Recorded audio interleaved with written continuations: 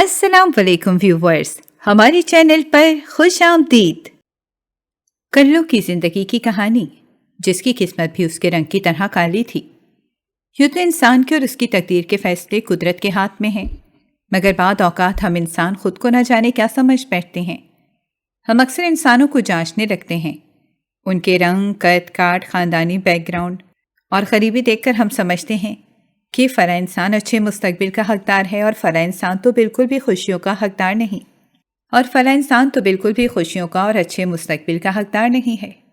میری بھی کہانی ایسے ہی انسانی رویوں کی کہانی ہے، جنہوں نے ہمیشہ مجھے میرے رنگ کی بنیاد پر جانچا اور اپنی زبان سے وہ نشتر چلائے کہ میرا تن بدن چھلنی کر ڈالا۔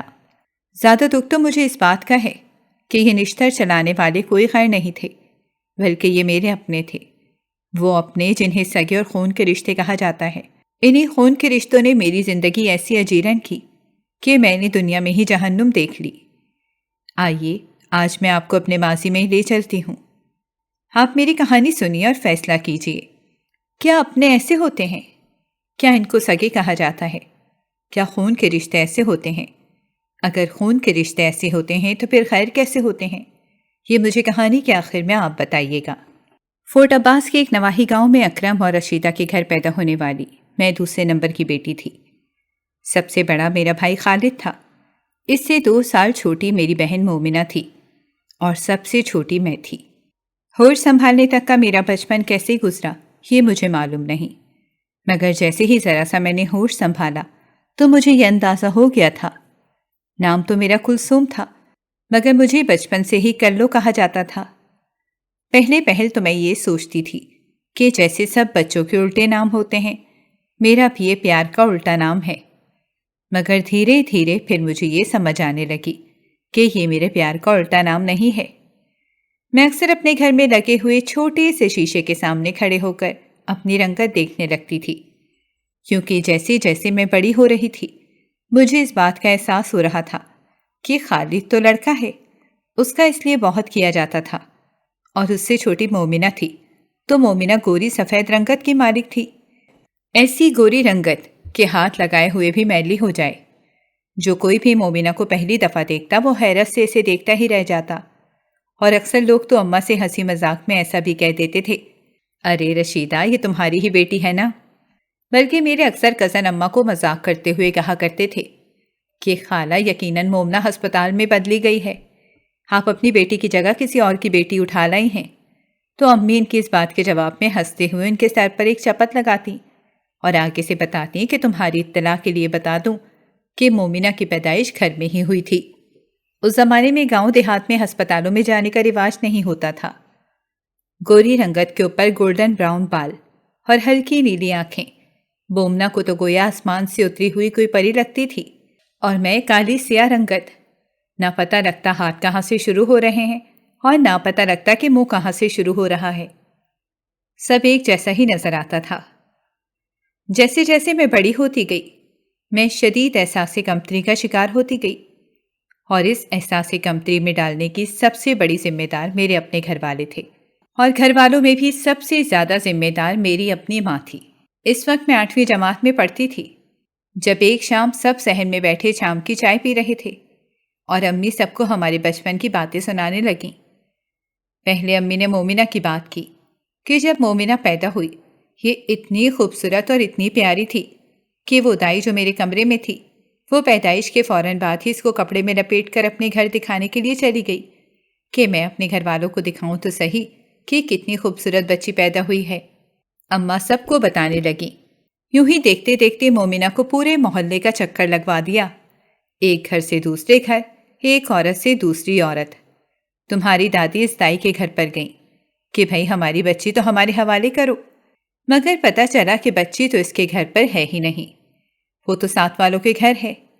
ساتھ والوں کے گھر گئے کہ وہ جو چھوٹی بچی ابھی لائے ہیں وہ ہمیں دے دیں واپس، مگر وہاں سے پتہ چلا کہ بچی تو اگلے گھر پہنچ چکی ہے۔ یوں تمہاری دادی پورے محلے کے چکر لگا کر مومنہ کو گھر واپس لے کر آئی تھی۔ یہ بات سن کر سبھی ہنسنے لگے اور مومنہ خواہ مخواہ ہی شرمانے لگی۔ خالد اماں کو پھر سے اکسانے لگا، اماں کوئی اور بات سنائے نہ ہمارے بچپن کی، کوئی اور واقعہ سنائے۔ تب اماں میری طرف دیکھتے ہوئے بولیں، اور جب یہ کلثوم پیدا ہوئی؟ دائی دیکھتے ہی کہنے لگی، ارے رشیدہ، تو کیا کوئلے چباتی تھی؟ یہ کیا بچی ہے؟ بچی ہے یا کوئلہ ہے؟ سب پھر سے کہہ کے لگا کر ہنسنے لگے۔ مومنہ جو چائے پی رہی تھی، اس نے چائے کا گھونٹ منہ میں بھرا تھا، اور وہ گھونٹ اس نے فوارے کی شکل میں منہ سے باہر نکال دیا۔ نہ جانے کیوں اپنے گھر والوں کی ایسی باتیں سن کر میرے چہرے پر خجالت اور شرمندگی پھیل جاتی تھی۔ میرا سر اپنے آپ ہی جھک گیا تھا۔ پھر میں اکثر اپنے آپ سے یہ سوال کیا کرتی تھی کہ اس میں میرا تو کوئی قصور نہیں، تو مجھے شرمندہ ہونے کی بھی کوئی ضرورت نہیں ہے۔ مگر کیا کیا جائے، میرے ان اپنوں کا جو مجھے شرمندہ کرتے ہیں۔ جیسے جیسے وقت گزرتا جا رہا تھا، میں جوان ہو رہی تھی، ارد گرد کے ماحول کو، لہجوں کو، رویوں کو سمجھنے لگی تھی، اور میں پھر آہستہ آہستہ انسانوں سے کٹنے لگی۔ میں انسانوں سے دور رہنے لگی، اکیلے رہنے کی عادت ڈال دی تھی میں نے۔ خاندان میں کوئی بھی شادی بیاہ یا کوئی تقریب وغیرہ ہوتی، میں کہیں بھی نہیں جاتی تھی، کیونکہ میں ہمیشہ مذاق کا نشانہ بنتی تھی۔ اسی لیے میں نے تقریبات میں جانا ہی ختم کر دیا۔ کہتے ہیں کہ جب انسان پر مشکل وقت اور آزمائش آتی ہے تو وہ اللہ سے جڑ جاتا ہے، اور میرے ساتھ بھی یہی ہوا تھا۔ میں نے اپنا تعلق اللہ سے مضبوط کر لیا تھا۔ میں اپنے دل کی ہر بات اللہ سے کرنے لگی تھی۔ رونے کو دل چاہتا تو سجدے میں رو لیتی، گلے شکوے کرنے کو دل چاہتا تو وہ بھی اپنے خدا سے کر لیتی۔ وہاں بھی جو ذات ہے وہ صرف سننے والی ہے، وہ دھتکارنے والا نہیں ہے۔ میں نے اللہ کی طرف ایک قدم بڑھایا تو اس نے میری طرف 70 قدم بڑھائے۔ مجھے واقعی یوں محسوس ہونے لگا کہ جیسے کسی نے مجھے سینے سے لگا لیا ہو۔ میرے دل کو قرار آنے لگا تھا۔ مگر یہاں میں ایک بات بتاتی چلوں کہ اپنے گھر والوں کے دل جیتنے کے لیے میں نے ایک اور راستہ اختیار کیا تھا۔ میں نے اپنے اماں ابا اور بہن بھائیوں کے سب کے کام بھاگ بھاگ کر کرنا شروع کر دیے تھے۔ میں چاہتی تھی کہ میرے گھر والے مجھ سے خوش رہیں اور وہ میری تعریف کریں، اور میں اپنی اس کوشش میں بڑی حد تک کامیاب بھی ہوئی تھی۔ اماں کو خوش کرنے کے لیے میں ہر وقت کچن میں گھسی رہتی تھی، اور اسی وجہ سے میں گھرداری میں اچھی خاصی طاقت بھی ہو گئی تھی۔ میں ہر طرح کا کھانا بنانا سیکھ چکی تھی، اور گھر والوں کو خوش کرنے کے اس چکر میں خود گھن چکر بنتی جا رہی تھی۔ گھر کا سارا کام کرنا، ایک ایک فرد کو اس کے بستر پر بیٹھے ہوئے کھانا اور چائے پکڑانا، برتن دھونا، صفائیاں کرنا، میں نے ہر کام اپنے ذمے لے رکھا تھا، اور اسی وجہ سے میں ہر وقت تھکاوٹ کا شکار بھی رہتی تھی۔ کبھی کبھی تو مجھے یوں محسوس ہوتا تھا کہ میں نے اپنے کندھوں پر نہ جانے کون سا پہاڑ اٹھا رکھا ہے، جس کے بوجھ تلے میں روز بروز دبتی ہی جا رہی ہوں۔ خیر وقت یوں ہی پر لگا کر اڑتا رہا۔ جب میں معاشرے کی اور اپنے گھر والوں کے رویوں کی عادی ہو گئی، جب میں نے صبر کرنا سیکھ لیا تھا، تب میری زندگی میں ایک نئی آزمائش نے قدم رکھا۔ اپنی زندگی کی الجھنوں میں اس سے تو بھول ہی چکی تھی، اور وہ آزمائش تھی جوان ہوتی بیٹی کے لیے رشتہ تلاش کرنے کی آزمائش۔ اور اگر بیٹی بھی میرے جیسی کالی کلوٹی ہو تو یہ اور بھی کٹھن اور جان جوخم کا کام بن جاتا ہے۔ جیسے ہی میں نے جوانی کی دہلیز پر قدم رکھا، میرے ماں باپ نے میرے لیے رشتہ تلاش کرنا شروع کر دیا تھا، کیونکہ اماں کا خیال تھا کہ وقت رہتے یہ کام شروع کر دینا چاہیے، آخر کو کلثوم کے لیے رشتہ دیکھنے میں بھی وقت لگے گا۔ گو کہ مومنہ مجھ سے پورے 2 سال بڑی تھی، مگر میرے والدین نے پہلے میرے لیے رشتہ دیکھنا شروع کیا، کیونکہ ماں کا خیال تھا کہ مومنہ کی شادی تو ہو ہی جائے گی، اسے تو جو بھی دیکھے گا وہ پسند کر لے گا۔ اصل مشکل کام تو کلثوم کا رشتہ تلاش کرنا ہے۔ خیر میرے والدین نے میرا رشتہ دیکھنے کی مہم کا آغاز کر دیا۔ جب بھی کوئی فیملی ہمارے گھر میں رشتہ دیکھنے کے لیے آتی تو گھر میں مومنہ کو غائب کر دیا جاتا۔ ہماری گلی میں ہی ہماری پھپھو کا گھر تھا۔ اماں مومنہ کو وہاں بھیج دیتی تھیں، کیونکہ بقول اماں کے اگر گھر میں مومنہ موجود ہوگی تو مومنہ کی موجودگی میں میرا رشتہ ہرگز نہیں ہو سکے گا۔ رشتے والی خالہ آئے دن کوئی نہ کوئی رشتہ لے کر حاضر ہو جاتی تھیں، مگر وہی ہوا جس کا ڈر تھا۔ جو بھی مجھے ایک بار دیکھ کر آتا وہ دوبارہ پلٹ کر واپس ہی نہ آتا۔ لوگ مجھے دیکھ کر جاتے تو کوئی بھی جواب نہ دیتے۔ ایسا مسلسل 8ویں بار ہو رہا تھا۔ اس سارے عرصے میں بہت دل برداشتہ ہو گئی تھی۔ مجھے اس بات کا مکمل یقین ہو چکا تھا کہ میں کسی کو بھی پسند نہیں آؤں گی۔ میرے لیے رشتہ تلاش کرنا بہت مشکل کام ہے۔ میرے والدین کو یہ کام کرنا ہی نہیں چاہیے، مگر اس وقت جب میں نے بالکل ہی امید چھوڑ دی تھی، تب خالہ ایک رشتہ لے کر آئیں۔ خالہ نے بتایا کہ لڑکا دبئی میں نوکری کرتا ہے، اختر نام ہے اس کا، بہت شریف بیبا اور سیدھا سادہ سا بچہ ہے، کمانے کی غرض سے دبئی نکل گیا تھا، اس لیے بس تھوڑی عمر زیادہ ہو گئی ہے، ورنہ تو یہ بہت ہی اچھے پڑھے لکھے اور سلجھے ہوئے لوگ ہیں۔ خالہ کا کہنا تھا کہ اس نے ان لوگوں کو پہلے ہی بتا دیا تھا کہ لڑکی کا رنگ تھوڑا سانولا ہے، مگر لڑکی کی ماں اور بہنوں کا کہنا تھا کہ رنگت میں کیا رکھا ہے، وہ آپ کے گھر لڑکی دیکھنے کے لیے آنا چاہتے ہیں۔ اماں تو خالہ کی یہ بات سنتے ہی اچھل پڑیں اور خالہ سے کہنے لگیں، تم بس جلد از جلد ان لوگوں کو ہمارے یہاں لے آؤ، بے شک ہماری طرف سے کل ہی لے آؤ۔ خالہ نے حامی بھر لی اور 2 دن بعد ہی خالہ ان لوگوں کے ساتھ پھر سے ہمارے گھر پر موجود تھیں۔ آنے والوں میں لڑکے کی ماں اور 2 بہنیں تھیں۔ وہ لوگ واقعی دیکھنے میں پڑھے لکھے اور سلجھے ہوئے نظر بھی آ رہے تھے۔ کچھ دیر بات چیت کے بعد میں نے ان لوگوں کے لیے چائے اور ناشتے کا انتظام کیا۔ جب میں چائے لے کر کمرے میں گئی تو ماں نے ان لوگوں کو چائے دیتے ہوئے یہ بھی بتایا، یہ سب لوازمات میری بیٹی نے خود اپنے ہاتھ سے بنائے ہیں، کوئی بھی چیز باہر سے نہیں منگوائی گئی۔ کباب کھاتے ہوئے لڑکے کی ماں کہنے لگی، ارے واہ، ماشاءاللہ آپ کی بیٹی کے ہاتھ میں تو بہت ذائقہ ہے، جس پر اماں ایک دم سے اداس لہجے میں بولیں، جی بالکل، گھرداری میں میری بیٹی بہت سلجھی ہوئی ہے، بس ذرا رنگت کی وجہ سے مار کھا جاتی ہے۔ جس پر لڑکے کی ماں نے ٹشو سے ہاتھ صاف کرتے ہوئے کہا، بہن، ہیرے کی پہچان صرف جوہری کو ہوتی ہے، لوگوں کا کیا ہے، سب انسان اللہ کے بنائے ہوئے ہیں، رنگ روپ کچھ نہیں رکھا، اصل خوبصورتی تو سیرت میں ہوتی ہے۔ سچ کہوں تو مجھے تو آپ کی بیٹی بہت پسند آئی ہے، میری طرف سے تو آپ ہاں ہی سمجھیں۔ 2 ہفتے تک ہمارا بیٹا دبئی سے آ رہا ہے، جیسے ہی میرا بیٹا پاکستان آ جائے گا تو ایک بار ہم اس کے ساتھ بھی چکر لگا لیں گے، باقی آپ ہماری طرف سے بے فکر رہیں، یہ ہمیں آپ کی بیٹی بہت پسند ہے۔ جاتے ہوئے وہ عورت شگن کے نام پر چند پیسے میرے ہاتھ پر رکھ گئی اور اماں سے یہ بھی کہہ گئی کہ جیسے ہی ہمارا لڑکا دبئی سے آئے گا ہم آپ کو بتا دیں گے، آپ بھی یہاں کر دیکھ جائیے گا، پھر ہم آگے کی سوچتے ہیں۔ وہ لوگ جا چکے تھے، اماں خوشی سے نہال ہو رہی تھیں اور میں وہیں کرسی پر بیٹھے ہوئے اپنے ہاتھوں میں تھامے ان چند نوٹوں کو دیکھ رہی تھی اور سوچ رہی تھی کہ کہیں یہ خواب تو نہیں ہے، کیونکہ حقیقت میں تو مجھے کوئی پسند نہیں کر سکتا، ایسا حسین تو صرف خواب ہی ہو سکتا ہے۔ اماں نے پھپھو کے گھر فون کر کے فوراً سے مومنہ کو گھر بلایا تھا۔ 10 منٹ میں ہی مومنہ گھر پہنچ گئی تھی اور اب اماں اور مومنہ بیٹھی زور و شور سے ان لوگوں کی باتیں بھی کر رہی تھیں اور ساتھ ساتھ چائے سموسے بھی کھا رہی تھیں۔ اماں مومنہ کو بتا رہی تھیں کہ اماں نے ان لوگوں کو یہ بتایا ہے کہ کلثوم بڑی ہے اور مومنہ چھوٹی ہے اور مومنہ کی پھپھو کی طبیعت خراب ہے، اسی لیے وہ اس کی دیکھ بھال کے لیے اپنی پھپھو کے گھر گئی ہوئی ہیں۔ اماں اپنی عقل مندی پر بہت خوش ہو رہی تھیں کہ انہوں نے مومنہ کو گھر سے بھیج دیا، اسی لیے کلثوم کا رشتہ ہو پایا ہے۔ میں نے ایک نظر ماں کے مسکراتے ہوئے چہرے پر ڈالی اور اٹھ کر کھڑی ہو گئی۔ میز لوازمات سے بھرا ہوا تھا، پکوڑے، سموسے، کباب، یہ سب وہ چیزیں تھیں جو کل میں نے سارا دن کچن میں لگا کر بنائی تھیں۔ میرا دل انجانے سی خوشی سے بھرا ہوا تھا۔ اماں اور مومنہ بیٹھی ایک کے بعد ایک دوسری چیز اٹھا کر کھا رہی تھیں، مگر میری خوشی کا یہ عالم تھا کہ میں نے وہاں سے ایک چیز بھی اٹھا کر منہ میں نہیں ڈالی تھی اور وہاں سے اٹھ کر اپنے کمرے میں آ گئی۔ اپنی مٹھی میں تھامے ہوئے ان پیسوں کو میں نے تکیے کے نیچے رکھا اور خود آئینے کے سامنے آ کر کھڑی ہو گئی۔ میں آئینے میں نظر آتے ہی اپنے عکس کو بغور دیکھنے لگی۔ نہ جانے کیوں آج یہ کیسا فرق تھا، آج مجھے اپنا آپ اتنا برا نہیں لگ رہا تھا۔ آئینے میں نظر آتے ہی اپنے عکس کو دیکھ کر میں سوچ رہی تھی، میں اتنی بھی بری نہیں ہوں جتنے لوگوں نے مجھے بنا رکھا تھا۔ ماتھے پر آئی ہوئی چند لٹوں کو اپنی 2 انگلیوں سے پکڑ کر میں نے کان کے پیچھے کیا اور پھر خود ہی اپنی سوچ پر میں مسکرانے لگی۔ اس دن میں بہت خوش تھی، مجھے کسی نے پسند کیا تھا، یہ خیال ہی میرے لیے انوکھا اور منفرد تھا۔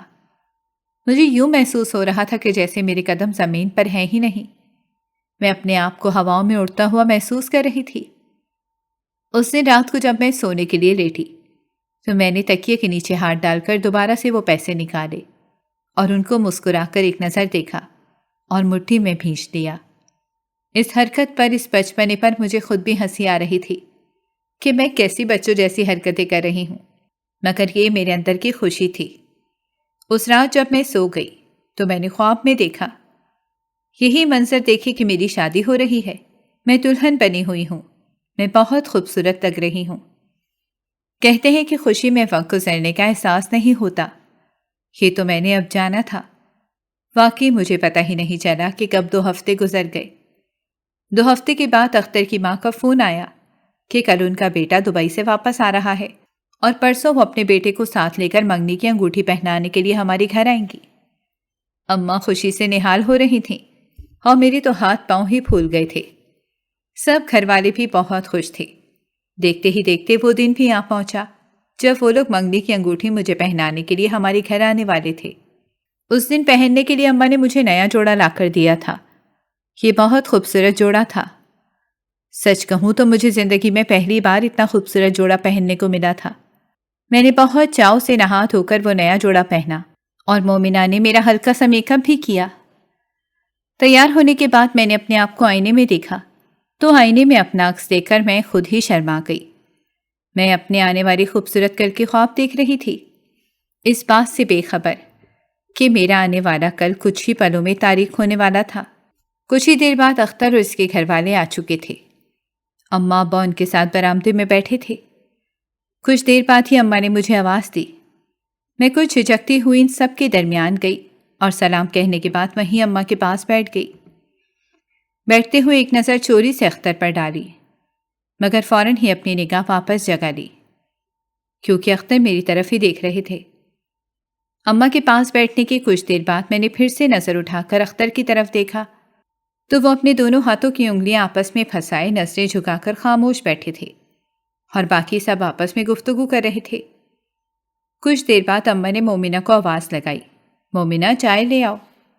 مومنہ اندر آئی اور اس نے سب کو سلام کیا اور چائے میز پر رکھی اور اس کے بعد ایک ایک کر کے باقی کھانے پینے کی چیزیں اندر لانے لگی۔ سب لوگ چائے پینے اور گفتگو کرنے میں مصروف تھے۔ میری نظر ایک بار پھر سے اختر کے ہاتھوں پر پڑی۔ وہ اپنی انگلیوں کو مروڑ رہے تھے۔ یوں محسوس ہو رہا تھا جیسے انہیں کوئی بے چینی ہے۔ چائے ختم کرنے کے بعد اختر کی والدہ نے کہا، چلیے اب رسم کر لیتے ہیں۔ میں نے سر اٹھا کر ان کی طرف دیکھا، مگر اچانک میرے کانوں میں اختر کی آواز پڑی۔ وہ اپنی والدہ سے کہہ رہے تھے کہ رکیے، مجھے آپ سے کچھ بات کرنی ہے، ذرا باہر آ کر میری بات سنیے گا۔ یہ کہنے کے بعد اختر جھٹ سے اپنی جگہ سے اٹھے اور باہر صحن کی طرف چل دیے۔ اس وقت برآمدے میں موجود سب لوگ ہی حیران پریشان نظروں سے اختر اور اس کی والدہ کی جانب دیکھ رہے تھے۔ اختر کی والدہ کے چہرے پر بھی حیرانگی کے تاثرات پھیلے ہوئے تھے۔ پھر وہ ہم سے معذرت کرتے ہوئے اٹھ کر باہر صحن کی طرف چل دیں۔ ہمارے برآمدے کے آگے جالی والے بڑے دروازے لگے ہوئے تھے، جس میں سے اندر سے باہر کا منظر اور باہر سے بھی اندر کا منظر دیکھا جا سکتا تھا۔ اس جالی والے دروازے کے باہر پہنچ کر اختر نے اپنی ماں کے کان کے تھوڑا قریب ہو کر کچھ کہا، جس پر اس کی ماں کے چہرے پر حیرانگی اور اس کے تاثرات ابھرے اور انہوں نے اس سے ہاتھ کھڑا کر کے ڈانٹنے والے انداز میں کچھ کہا۔ اپنی ماں کی بات کے جواب میں اختر تیزی سے نفی میں سر ہلانے لگے۔ برآمدے میں موجود سبھی افراد باہر کی جانب ہی دیکھ رہے تھے۔ اختر کی دونوں بہنوں کے چہرے پر یکدم شرمندگی کے تاثرات ابھرنے لگے اور پھر وہ دونوں بھی معذرت کرتے ہوئے اٹھ کر باہر آ گئیں۔ اماں اور ابا سوالیہ نظروں سے ایک دوسرے کی جانب دیکھ رہے تھے اور میرا دل نہ جانے کیوں بڑی تیزی سے دھڑک رہا تھا۔ میں جانے کیوں، مگر اس وقت میرے ذہن میں یہ خیال آیا کہ کہیں کچھ گڑبڑ ہے یا کوئی گڑبڑ ہونے والی ہے، کیونکہ مجھ کلوں کا کوئی کام اتنا اچھا اور آسانی سے ہو جائے یہ کوئی معجزہ ہی تھا، اور آج کل معجزے کہاں ہوتے ہیں۔ میرا دل اس بری طرح دھڑک رہا تھا اور مجھے یہ احساس ہو رہا تھا کہ کچھ برا ہونے والا ہے۔ تب اختر کی والدہ دروازے کے قریب آئیں اور اماں کو آواز دے کر کہنے لگی، بہن ذرا 2 منٹ بات سنیے گا۔ اللہ خیر کرے۔ اماں منہ میں بڑبڑاتے ہوئے اٹھ کر باہر چلی گئیں۔ اب وہ سب ایک بار پھر سے محب گفتگو ہو گئے تھے۔ میں دھڑکتے دل کے ساتھ دعائیں کر رہی تھی کہ یا اللہ سب خیر ہو۔ پھر اختر اس کی والدہ اور بہنیں باہر ہی کھڑی تھیں جب اماں اندر آئیں اور مجھ سے مخاطب ہو کر کہنے لگیں، کلثوم تم اندر جاؤ اور مومنہ تم بھی۔ ہم دونوں بہنیں نہ سمجھی کے عالم میں ایک دوسرے کی طرف دیکھتے ہوئے اٹھیں اور اپنے کمرے میں چلی گئیں۔ کمرے میں آ کر میمونہ بیڈ پر بیٹھتے ہوئے بڑبڑا رہی تھی اور کہہ رہی تھی کہ نہ جانے کیا ہو رہا ہے بھائی، ہمیں بھی تو کچھ بتائے کوئی۔ وہ بیڈ پر بیٹھے منہ کے برے برے زاویے بنا رہی تھی۔ تقریباً آدھے گھنٹے کی جان لیوا انتظار کے بعد اماں کمرے میں آئیں۔ ان کا اترا ہوا چہرہ دیکھ کر میرے ہاتھ پاؤں ٹھنڈے پڑنے لگے تھے۔ نہ جانے کیوں مجھے یقین ہو گیا تھا کہ کوئی بری خبر ہے۔ جیسے ہی اماں کمرے کے اندر داخل ہوئیں، مومنہ چھلانگ لگا کر بیڈ سے نیچے اتری اور اماں کو بازو سے پکڑ کر پوچھنے لگی، اماں کیا ہوا ہے؟ چلے گئے وہ لوگ؟ ہاں چلے گئے، اماں نے بجھے ہوئے لہجے میں جواب دیا۔ مگر ہوا کیا؟ چلے کیوں گئے وہ لوگ؟ وہ تو منگنی کرنے آئے تھے نا، پھر انگوٹھی پہنائی کیوں نہیں؟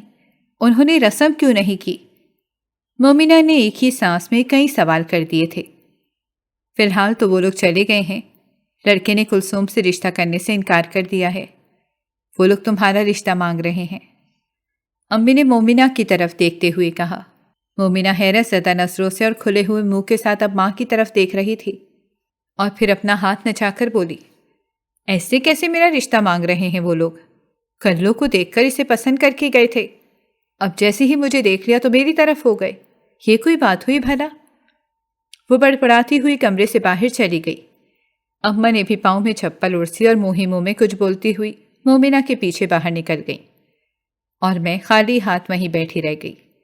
ایک پل کے اندر میری آنکھیں آنسوؤں سے بھر گئی تھیں، جیسے میرا دل کرچی کرچی ہو چکا ہے۔ ایک لڑکی کو دیکھا، پسند کیا اور پھر منگنی والے دن منگنی سے انکار کر دیا۔ کتنا آسان کام لگتا ہے نا لوگوں کو کسی کے جذبات کے ساتھ کھیلنا۔ ان 2 ہفتوں میں نے اپنی شادی شدہ زندگی کے نہ جانے کیا کیا خواب دیکھ ڈالے تھے، وہ سارے خواب ریت کی دیوار ثابت ہوئے تھے۔ ایک پل لگا تھا اور یہ ریت کا ڈھیر میرے پاؤں میں پڑا تھا۔ اگلے 2 دن ہمارے گھر میں اس معاملے پر بات چیت ہوتی رہی اور پھر تیسرے دن اماں نے مجھ سے جو کہا اسے سن کر تو مجھے لگا کہ آسمان میرے سر پر گر پڑا ہے۔ میں اپنی جگہ پر ساکت و جامد کھڑی یہ سوچ رہی تھی کہ اس سے برا بھی کچھ ہو سکتا ہے کسی کے ساتھ۔ اماں بڑے عام سے لہجے میں یہ بتا رہی تھیں کہ وہ لوگ مومنہ کا رشتہ لینے کے لیے بضد ہیں۔ میں نے اور تیرے ابا نے یہی فیصلہ کیا ہے کہ پہلے مومنہ کی شادی ہی کر دیں، کیونکہ جب تک مومنہ کی شادی نہیں ہوگی تیرا رشتہ ہونا ناممکن سی بات ہے۔ تو آپ لوگ مومنہ کا رشتہ وہی کر دیں گے؟ میں نے ہکلاتے ہوئے اماں سے پوچھا۔ ہاں تو اس میں برائی کیا ہے؟ اتنے اچھے پڑھے لکھے سلجھے ہوئے لوگ ہیں، لڑکے کی اتنی اچھی دبئی میں نوکری ہے، ایسے رشتے روز روز تھوڑی ملتے ہیں۔ اماں کی بات سن کر میری آنکھوں میں آنسو آ گئے اور سامنے کا منظر دھندلا گیا۔ میں نے ہاتھ کی پشت سے رگڑ کر آنکھیں صاف کیں۔ میرے حلق میں اب تک آنسوؤں کا گولا اٹکا ہوا تھا۔ میں نے روندی ہوئی آواز میں اماں سے کہا، آپ لوگ اپنی دوسری بیٹی کا رشتہ وہاں دے دیں گے جن لوگوں نے آپ کی ایک بیٹی کو لینے سے انکار کر دیا؟ میں نے سخت لہجے میں اماں کو تھوڑی غیرت دلوانے کی کوشش کی تھی، مگر میری بات سننے کے بعد اماں نے ماتھے پر کئی بال ڈال کر گھور کر میری طرف دیکھا اور کہنے لگی، شاباش ہے بھائی تمہارے، یہ وقت جوش سے نہیں ہوش سے کام لینے کا ہے۔ ہم نے تو بیٹی ہی بیانی ہے نا، وہ لوگ چھوٹی لیں یا بڑی اس میں کیا حرج ہے؟ ہم نے اپنی سی کوشش کر کے دیکھ لی کہ پہلے تیرا رشتہ ہو جائے، مگر مومنہ کے ہوتے ہوئے تیرا رشتہ نہیں ہوگا۔ اس سے بہتر ہے کہ پہلے مومنہ کی شادی کر دیتے ہیں۔ اب گھر آئے اتنے اچھے رشتے کو ٹھکرائیں تو ہمیں عقل مند کون کہے گا؟ ہم تو خالی جذبات سے کام لے رہے ہیں، ہم دماغ سے سوچ رہے ہیں۔ بی 2 جوان بیٹیوں کا بوجھ ہو سینے پر تو جذباتی فیصلے نہیں کیے جاتے۔ میں بجھے قدموں سے وہاں سے اٹھی اور اپنے کام سے لگ گئی۔ یعنی کہ یہ بات تو طے تھی کہ میرے گھر والوں نے میرے زخموں پر نمک چھڑکنے کا فیصلہ کر لیا تھا۔ خیر میں خاموش ہو گئی، کیونکہ میری یہاں سننی بھی کس نے تھی۔ اس کے بعد 10-15 دن کے بعد ہی وہ لوگ ایک بار پھر سے ہمارے گھر آئے اور اختر نے مومنہ کو اپنے نام کی انگوٹھی پہنا دی۔ اس دن مہمانوں کے سامنے چائے ناشتہ رکھتے ہوئے میں دیکھ رہی تھی کہ اختر کے چہرے پر مسکراہٹ سجی ہوئی تھی۔ اس کے چہرے کی یہ مسکراہٹ دیکھ کر میرا دل جل کر کوئلہ ہو گیا تھا۔ جس دن وہ لوگ منگنی کی انگوٹھی پہنانے آئے تھے اسی دن انہوں نے شادی کی تاریخ بھی رکھ دی۔ شادی کی تاریخ 2 مہینے بعد کی رکھی گئی تھی۔ منگنی کے فوراً بعد ہی گھر میں مومنہ کی شادی کی تیاریاں شروع ہو گئیں۔ 2 ماہ کیسے پڑ لگا کر اڑ گئے پتہ بھی نہ چلا اور مومنہ کی شادی کا دن آ پہنچا۔ دلہن بن کر مومنہ اتنی خوبصورت لگ رہی تھی کہ اس پر نظر ہی نہیں ٹک رہی تھی۔ جو بھی دیکھتا وہ اماں سے یہی کہہ جاتا کہ اس کی نظریں اتار لو، سرخ عروسی جوڑے میں وہ کسی آسمان سے اتری ہوئی حور کی طرح لگ رہی تھی۔ اسٹیج پر جا کر جب وہ اختر کے پہلو میں بیٹھی تو میں نے دیکھا کہ تھوڑی دیر بعد ہی اختر اس کے کان میں کوئی سرگوشی کرتا اور مومنہ مسکرا اٹھتی۔ وہ دونوں آپس میں اس طرح باتیں کر رہے تھے جیسے نہ جانے کب سے ایک دوسرے سے واقف ہوں۔ اماں نے مجھے دودھ پلائی کی رسم کے لیے کہا، جسے میں نے صاف انکار کر دیا، اور میری باقی کزن نے مل کر اختر اور مومنہ کی دودھ پلائی کی رسم کی۔ دلہے سے نیک کے نام پر خوب پیسے بھی بٹورے، مگر میں اس بات کو خاص طور پر نوٹ کر رہی تھی کہ جب بھی میں سامنے جاتی یا اختر کی نظر مجھ پر پڑتی تو اس کے چہرے پر سنجیدگی سی چھا جاتی تھی۔ مومنہ رخصت ہو کر اپنے سسرال چلی گئی اور میں اپنے جلے ہوئے ارمانوں کی خاک لے کر وہیں بیٹھی رہ گئی۔ مجھے دکھ یہ نہیں تھا کہ مومنہ رخصت ہو گئی ہے اور میری شادی نہیں ہوئی، دکھ تو اس بات کا ہے کہ مومنہ رخصت ہو کر اس گھر میں گئی جن لوگوں نے مجھے ٹھکرا دیا تھا۔ زندگی پھر سے اسی روٹین سے شروع ہو گئی تھی۔ مومنہ کو رخصت کرنے کے بعد اماں ابا نے پھر سے میرے لیے رشتہ دیکھنا شروع کر دیا تھا۔ آئے دن مجھے اس تکلیف دہ عمل سے گزرنا پڑتا تھا، اور ایک دن تو حد ہو گئی جب رشتے والی خالہ نے اماں سے یہ کہا کہ ان کے پاس ایک دو رشتے ایسے ہیں جو کہ لڑکے معذور ہیں، اگر اماں کہیں تو خالہ اس طرح کی جگہ پر بات کریں، یہاں آسانی سے کلثوم کا رشتہ ہو جائے گا، کیونکہ ایک عیب والا انسان ہی دوسرے عیب والے انسان کو پسند کر سکتا ہے۔ خالہ کی بات سن کر میں دم و خود رہ گئی۔ کچھ لمحے تک تو مجھے اپنی جگہ سے ہلا بھی نہیں گیا۔ میں من ہی من میں خالہ کی بات کو دہرا رہی تھی، ایک عیب والا انسان دوسرے عیب والے کو پسند کرے گا، مجھ میں کیا عیب ہے؟ میں نے حیرت سے سوچا، کیا کالا رنگ ایک عیب ہے؟ مگر اماں نے خالہ کو یہ کہہ کر منع کر دیا کہ لوگ کیا کہیں گے کہ اپنی بیٹی کسی معذور کے ہاتھ میں دے دی۔ ہاں، رنگ ضرور کالا ہے، مگر ایسی بھی گئی گزری نہیں ہے، تم کوئی اور رشتہ دیکھو۔ میرے حلق میں کانٹے چبھ رہے تھے اور آنکھیں آنسوؤں سے پر تھیں۔ اماں کو اب بھی اپنی اولاد کی فکر نہیں تھی، فکر تھی تو لوگوں کی کہ لوگ کیا کہیں گے۔ روز بروز جیسے جیسے دنیا والوں کی سوچ کا انداز اور رویے میری ذات پر کھل رہے تھے، ویسے ویسے میرا دل اس دنیا سے اچاٹ ہوتا جا رہا تھا۔ کبھی کبھی تو میرا شدت سے جی چاہتا کہ میں خودکشی کر لوں، مگر میں صرف یہ سوچ کر رک جاتی تھی کہ دنیا تو میری اجیرن ہے ہی، اور آخرت میں یہ قدم اٹھا کر خود اجیرن کر لوں گی۔ مومنہ کی شادی کو 6 مہینے ہو چکے تھے، وہ اب ماں بننے والی تھی۔ اختر کے گھر میں اسے ہر طرح کی سہولت میسر تھی۔ اختر نے اسے پھولوں کی مانند رکھا ہوا تھا۔ ہمارے گھر تو وہ کھڑی کھڑی صرف ملنے کے لیے آتی تھی، آتے ہی گرمی گرمی کا شور مچانے لگتی، اپنے قیمتی دوپٹے سے بار بار چہرہ صاف کرتی اور ماں سے کہتی کہ اماں میرا تو 1 منٹ بھی اے سی کے بغیر گزارا نہیں ہوتا، آپ لوگ کیسے یہاں رہ لیتے ہیں اتنی گرمی میں؟ اور اوپر سے اماں بھی اس کے ساتھ ایسے ٹریٹ کرتی جیسے وہ پیدائشی شہزادی تھی۔ بڑے لاڈ سے اس کی طرف دیکھتے ہوئے کہنے لگیں، میری دی تو پہلے ہی شہزادیوں جیسی تھی، اسی لیے اللہ نے تجھے گھر بھی ایسا دیا جہاں تو شہزادیوں کی طرح راج کر سکے۔ وقت گزرتا رہا، مجھے دیکھنے کے لیے آنے والے پلٹتے رہے، اور دیکھتے ہی دیکھتے مومنہ کی گود میں ایک بیٹا بھی آ گیا۔ ماں بن کر تو مومنہ پہلے سے اور بھی زیادہ خوبصورت ہو گئی تھی، چہرہ اور جسم تھوڑا بھرا بھرا سا ہو گیا تھا، گو کہ مومنہ اپنے بیٹے کو ساتھ لے کر بھی فقط 2 گھنٹے کے لیے ہی رکتی تھی۔ مگر وہ کہتے ہیں نا کہ بچے پیار کے بھوکے ہوتے ہیں، یہ کسی نسل اور رنگ کو نہیں پہچانتے، یہ صرف پیار کی زبان کو پہچانتے ہیں۔ میں جب مسکرا کر پیار سے محب کی طرف دیکھتی اور اس کی طرف ہاتھ بڑھاتی تو وہ ہمک کر میری طرف لپکتا تھا۔ مومنہ اپنے بیٹے کی بے قراری دیکھ کر اسے میری گود میں دے تو دیتی تھی، مگر ساتھ ہی تاکید کرنا بھی بھولتی نہیں تھی کہ دیکھنا اسے نیچے مت اتارنا، ہاتھ پیر کہیں گندے نہ ہو جائیں۔ مومنہ جتنی دیر ہمارے گھر رکتی، موہت میری ہی گود میں بیٹھا رہتا۔ اب تو کئی بار مومنہ نے مجھ سے یہ شکایت بھی کر دی تھی کہ تم نے اسے گود میں اٹھا کر اتنی عادت ڈال دی ہے کہ یہ مجھے تنگ کرتا ہے، یہ ہر وقت اسے اٹھا کر ہی رکھوں۔ سبھی اپنی اپنی زندگیوں میں مگن تھے سوائے میرے۔ میں نے ایک چیز نوٹ کی تھی کہ میرے گھر والوں نے اماں ابا نے میرے رشتے کے لیے کوشش کرنا بھی چھوڑ دی تھی۔ شاید میری طرح ماں باپ ہی مایوس ہو چکے تھے، بلکہ اماں نے تو اب خالد کے لیے رشتے دیکھنا شروع کر دیے تھے۔ میں نے بھی خاموشی اختیار کر لی تھی اور اب اس سب کو اپنی تقدیر سمجھ کر قبول کر لیا تھا۔ شاید میرے ہاتھوں میں شادی کی لکیر تھی ہی نہیں۔ مومنہ کا بیٹا موہت 1 سال کا ہونے والا تھا۔ مومنہ موہت کی پہلی سالگرہ بہت جوش و خروش سے کرنا چاہتی تھی۔ اس کے لیے اس نے 3 دن کے لیے اپنے شوہر کے ساتھ ناران کاغان جانے کا پروگرام بنایا۔ وہ بڑے جوش سے تیاریاں کر رہی تھی۔ اس نے تو وہاں چھٹیاں گزارنے جانا تھا۔ وہ خوش تھے اور ہم سب اس کی خوشی کو دیکھ کر ہی خوش تھے۔ موہت کو لے کر وہ لوگ سفر پر روانہ ہو گئے۔ جانے سے پہلے وہ اماں سے ملنے بھی آئی تھی۔ تقریباً 12 گھنٹے کا سفر تھا۔ ان کو وہاں پہنچتے پہنچتے رات ہو جانی تھی۔ رات کو اماں ابا ٹچ موبائل ہاتھ میں پکڑے ہوئے منتظر تھے کہ مومنہ جا کر تصویریں بھیجے گی، مگر ابھی تک مومنہ نے ایک بھی تصویر نہیں بھیجی تھی۔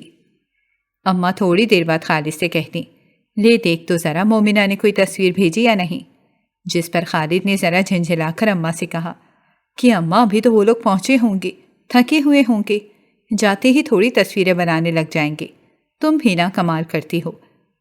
ابھی اماں اور خالد اس بات پر بحث کر رہے تھے کہ فون کی بیل بجی تو خالد نے اماں کے ہاتھ سے فون پکڑتے ہوئے کہا، لو آ گئی ہے ان کی کال۔ جیسے ہی خالد نے فون کان کو لگایا، اس کے چہرے پر ہوائیں اڑنے لگی۔ وہ چارپائی سے اٹھ کھڑا ہو گیا اور کہنے لگا، یہ کیسے ہو سکتا ہے؟ پھر وہ کہہ رہا تھا کہ اختر بھائی آپ پریشان نہ ہو، تسلی رکھیں، اللہ پر بھروسہ رکھیں، انشاءاللہ کچھ نہیں ہوگا، سب ٹھیک ہو جائے گا۔ فون پر خالد کی گفتگو سن کر ہی ہم سب پریشان ہو گئے تھے۔ اماں نے اپنے سینے پر ہاتھ رکھ لیا اور خالد کا کندھا ہلا کر کہنے لگی، کچھ مجھے بھی تو بتاؤ، میرا تو دل بیٹھا جا رہا ہے۔ خالد نے فون رکھنے کے بعد ایک بری خبر سنائی۔ اس نے بتایا کہ اختر اور مومنہ کی گاڑی کا ایکسیڈنٹ ہو چکا ہے۔ گاڑی پہاڑی سے کھائی میں جا گری ہے۔ اختر بھائی کو بھی چوٹیں آئی ہیں، جبکہ موہت ایک درخت کی ٹہنی میں اٹک جانے کی وجہ سے معجزاتی طور پر بچ گیا ہے۔ اور مومنہ؟ اماں نے خالد کے منہ کی طرف دیکھتے ہوئے بے چینی سے پوچھا۔ اختر بھائی نے بتایا ہے کہ مومنہ گاڑی کے نیچے دب گئی ہے۔ ریسکیو ٹیم گاڑی کو کاٹ کر اسے نکالنے کی کوشش کر رہی ہے۔ خالد کی بات سن کر میری آنکھوں کے آگے اندھیرا چھانے لگا۔ یہ پل میں کیا ہو گیا تھا؟ وہ لوگ تو اپنے بیٹے کی سالگرہ کی خوشی منانے کے لیے گئے تھے۔ کیا خبر تھی کہ خوشیاں دگنی کرنے کے لیے جانے والے لوگ موت کے بلاوے پر گئے تھے۔ یہ بات سنتے ہی اماں تو تیورا کر چارپائی پر گر پڑیں۔ ان کا بی پی فوراً لو ہو گیا تھا۔ خالد فوراً بھاگا بھاگا گیا اور ڈاکٹر کو بلا کر لایا۔ ڈاکٹر نے فوراً اماں کو انجیکشن لگایا۔ جیسے ہی اماں کی طبیعت ذرا سنبھلی، وہ فوراً پھر سے رونا شروع کر دیتی اور مومنہ کی خیریت پوچھنے لگتی۔ ہم سب بھی ایک ایک لمحہ بے چینی سے کاٹ رہے تھے۔ اور پھر چند گھنٹوں بعد ایک بری خبر آئی کہ مومنہ کی زندگی بچ نہیں پائی۔ گاڑی کے نیچے سے اس کی کٹی پھٹی لاش ہی برآمد ہوئی ہے۔ ایک پل میں ہمارے گھر میں صفِ ماتم بچ گئی تھی۔ 12 گھنٹے کی طویل انتظار کے بعد آخرکار مومنہ کی ڈیڈ باڈی ہمارے گھر پہنچ گئی۔ ہمارے وہم و گمان میں بھی نہ تھا کہ شہزادیوں جیسی زندگی گزارنے والی، زندگی سے بھرپور مومنہ یوں ایک پل میں موت کو گلے لگا لے گی۔ بے حس و حرکت مومنہ کا جسم چارپائی پر پڑا تھا اور مومنہ کی شکل پہچانی بھی نہیں جا رہی تھی۔ اپنی ماں کی موت سے بے خبر معصوم موہت بلک بلک کر رو رہا تھا۔ اماں نے اسے اختر سے لے کر میری گود میں دے دیا۔ نہ جانے وہ کب کا بھوکا پیاسا تھا۔ میں اسے کمرے میں لے کر گئی، فیڈر میں ڈال کر گود میں لٹا کر دودھ پلایا اور اسے اپنے ساتھ لگا کر تھپکنے لگی۔ چند ہی منٹوں میں وہ گہری نیند سو چکا تھا۔ شام تک مومنہ کو سپرد خاک کر دیا گیا۔ اختر کو بھی کافی چوٹیں آئی تھیں اور ڈاکٹر نے اسے بھی بیڈ ریسٹ کا کہا تھا۔ تیسرے دن وہ بھی اپنے گھر چلا گیا تھا۔ موہت ہمارے پاس ہی تھا۔ وہ ہر وقت رو کر پہلے تو اپنی ماں کو تلاش کرتا پھرتا، پھر تھک ہار کر میری ہی گود میں سو جاتا تھا۔ کسی نے سچی کہا ہے کہ وقت سے بڑا کوئی مرہم نہیں، وقت ہی ہر درد کی دوا ہے۔ مومنہ کی موت کو 2 ماہ کا عرصہ گزر چکا تھا۔ اختر کی طبیعت اب پہلے سے کافی بہتر تھی اور موہت بھی اب سنبھل چکا تھا۔ جب ایک شام اختر ہمارے گھر آیا، وہ اکثر آتا رہتا تھا۔ کچھ دیر بیٹھتا تھا، موہت کے ساتھ باتیں کرتا کھیلتا اور پھر وہ چلا جاتا تھا۔ مگر اس شام اس نے ابا سے کہا کہ میں آپ سے ایک ضروری بات کرنا چاہتا ہوں، اور جو بات اس نے کہی اسے سن کر مجھے اپنے کانوں پر یقین ہی نہیں آ رہا تھا۔ اس نے کہا کہ میں کلثوم سے نکاح کرنا چاہتا ہوں تاکہ میرا گھر دوبارہ سے بس جائے اور موہت کو ماں مل جائے۔ جو پیار، محبت اور توجہ کلثوم موہت کو دے گی وہ کوئی دوسری عورت نہیں دے سکتی۔ اماں ابا کو تو اس بات پر کوئی اعتراض نہیں تھا، مگر پھر بھی انہوں نے مجھ سے پوچھنا ضروری سمجھا۔ ایک لمحے کے لیے میرے ذہن میں وہ پل گردش کرنے لگے جس دن اس جالی والے دروازے کے باہر کھڑے ہو کر اختر نے مجھ سے منگنی سے انکار کیا تھا، مگر فوراً ہی میں نے اپنے ذہن میں آنے والی اس حالت کو جھٹکا اور خود کو یہ کہہ کر مطمئن کیا کہ اگر اس دن ان لوگوں نے مجھے انکار کیا تھا تو آج میرے لیے ہاتھ بھی تو ان لوگوں نے خود ہی پھیلایا ہے۔ اس کے بعد نہایت سادگی کے ساتھ 2 دن کے اندر ہی میرا اور اختر کا نکاح ہو گیا اور میں بیاہ کر اختر کی دلہن بن کر اس کے آنگن میں آ گئی۔ شادی کی پہلی رات تھی۔ اختر نے میرا ہاتھ تھام کر کہا کہ مجھے یاد ہے کلثوم، ایک دن میں نے تم سے شادی سے انکار کیا تھا، مگر اس وقت میں اس بات سے بے خبر تھا کہ تقدیر مجھے پھر تمہارے پاس لے آئے گی۔ تم اس بات کو کبھی بھی دل میں مت رکھنا اور اسے میری ایک بھول سمجھ کر معاف کر دینا۔ اس رات میں نے اختر سے وعدہ کیا کہ آپ کو میری طرف سے کبھی کوئی شکایت نہیں ہوگی، اور میں نے اس وعدے کو پورا بھی کر دکھایا۔ آج ہم ہنسی خوشی اپنی زندگی گزار رہے ہیں۔ اگر آپ کو ہماری کہانیاں پسند آ رہی ہیں تو ہمارے چینل کو سبسکرائب کریں اور بیل آئیکن کو پریس کرنا مت بھولیے گا تاکہ ہماری ہر کہانی آپ تک بر وقت پہنچے۔